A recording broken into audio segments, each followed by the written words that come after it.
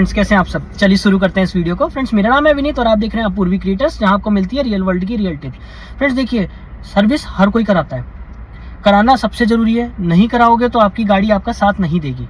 Same उसी तरीके से हम लोग भी यही चाहते हैं कि हम जब भी सर्विस कराएं तो सर्विस हमारी कम से कम में हो और अच्छी से अच्छी सर्विस हमें मिले।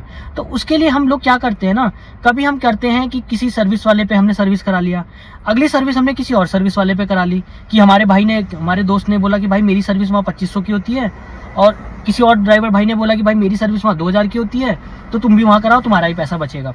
इससे क्या होता है ना, सर्विस जगह जगह कराने से हमारे जो इंजन में जो बदलाव होता है वो सिर्फ और सिर्फ सर्विस के कारण ही होता है। वो क्यों होता है तो मैं इस वीडियो में बने रहिए, मैं आपको जरूर बताऊंगा कि वो गलतियां जो आप कर रहे हो वो आप ना करो। क्योंकि पैसा देखो, अगर हर महीने 100-200 रुपए हम बचा लेते हैं और उसके चक्कर में फाइनली हमारे इंजन में कोई दिक्कत आ जाए, हमारा इंजन खुल जाए, तो उसमें क्या फायदा।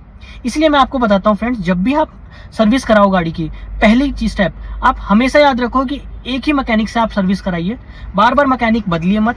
दूसरी चीज, जब मैकेनिक सर्विस करता है तो आपको सबसे पहले मैकेनिक जो जो चीजें डाल रहा है वो चीजें आपको पता होनी चाहिए। वो चीज क्या क्या डाल रहा है वो चीज सबसे मस्ट होती है, वो आपको पता होनी चाहिए। फॉर एग्जाम्पल कि आज कैस्ट्रॉल का तेल डाला है उसने, इंजन ऑयल, कल को कोई और कंपनी का ना डाले। हमेशा कैस्ट्रॉल तो कैस्ट्रॉल डलाइए और वो देख लीजिए कि जेन्युइन है या फिर डुप्लीकेट है, वो लाता कहाँ से है वो चीज आप देख लीजिए।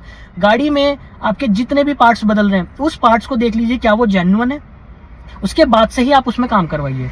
सबसे बड़ी बात, मोस्ट इंपॉर्टेंट, बहुत लोग क्या करते हैं ना भाई मेरे, कि गाड़ी सर्विस के लिए दे दी, लेकिन गाड़ी सर्विस को देने के बाद वो वहां से चले जाते हैं कि हम आ रहे हैं आधे घंटे में, हम 1 घंटे में, जब तक आप सर्विस करके रखिए।